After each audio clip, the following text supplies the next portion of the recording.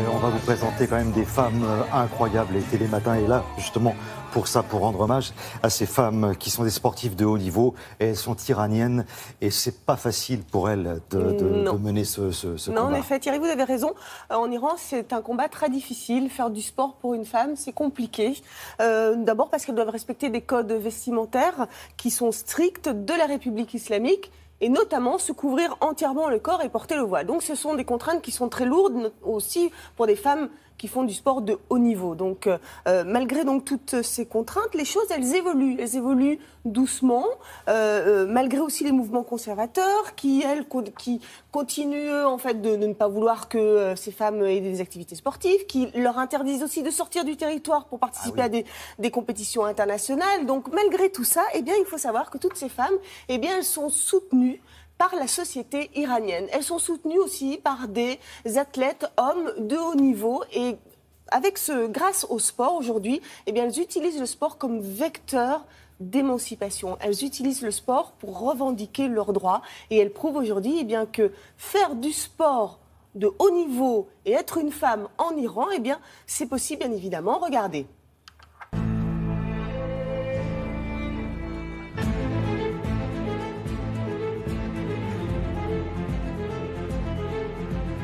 Avant la révolution islamique iranienne, les femmes avaient des droits individuels et les droits sociaux.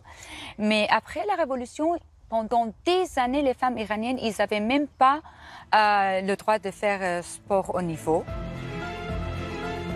C'était dans les années 90 que ça recommençait. Et bien sûr, avec beaucoup de difficultés qui restent toujours présentes. Comme par exemple, ils doivent toujours être avec les codes vestimentaires, avec le foulard obligatoire, avec les vêtements très lourds qui rendent la compétition beaucoup plus difficile.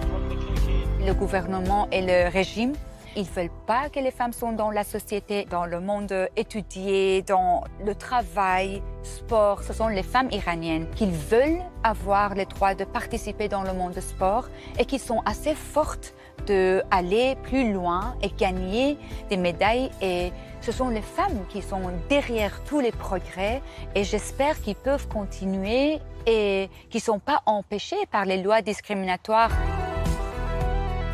Du coup, qu'est-ce qu'elles risquent, ces femmes sportives, si elles ne respectent pas les règles? Ne pas avoir le foulard, c'est quelque chose d'impardonnable. Alors, elles risquent la prison, elles risquent coup de fouet au milieu de la rue en public.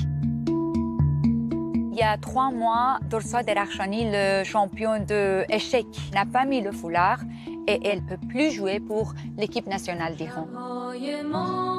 Et bien sûr, les sports comme natation, comme gymnastique, ils sont des sports qui sont moins couverts et ce sont totalement interdits pour les femmes. La loi discriminatoire de l'Islamique République d'Iran donne la permission de sortir à la condition que le mari il accepte. Niloufar Ardalan, elle ne pouvait pas sortir du pays parce que son mari, elle l'a interdit. Et elle est capitaine de l'équipe nationale de futsal. Et à ce moment-là, ils ont gagné le coupe, mais sans elle. C'est pour ça que je dis, il ne faut pas fermer les yeux. Parce que les jeunes femmes, ils ont perdu leur carrière, ils ont perdu l'avenir. Mais vous pensez justement qu'en faisant ces actions-là, les choses, elles vont vraiment changer, très sincèrement? Moi, je trouve que un jour, tout ça, c'est du passé. Il y avait un jour ce problème-là. Et cet apartheid sexuel, c'est maintenant terminé. Mais quand, on ne sait pas. Mais si on ne fait rien, ça ne va jamais finir. C'est pour ça qu'on doit continuer à croire et à battre et à avancer comme les femmes iraniennes ils font. C'est pour ça qu'à Télématin, on est ravis d'encourager ces femmes. Qui est cette femme qui s'est confiée Oui, c'est à vous? bien, ce serait bien de dire effectivement un mot, c'est Daria Safai. Daria Safai, c'est une militante activiste iranienne qui a été obligée de fuir son pays. Aujourd'hui, elle vit en Belgique, elle a le statut de réfugiée politique et malgré le fait qu'elle peut plus être dans son pays, elle peut plus y aller, elle continue de militer, de se battre et d'être très engagée justement pour défendre les droits de ces femmes. Et on la voit souvent d'ailleurs avec des banderoles réclamant vraiment eh bien, la présence des femmes dans les stades, parce qu'encore aujourd'hui, elles ne peuvent pas assister à des compétitions, à des matchs de foot ou de volleyball. Bon, en tout cas, elle est pleine d'espoir quand même, donc on continuera à en parler. Merci beaucoup, Marie-Mame Jablot.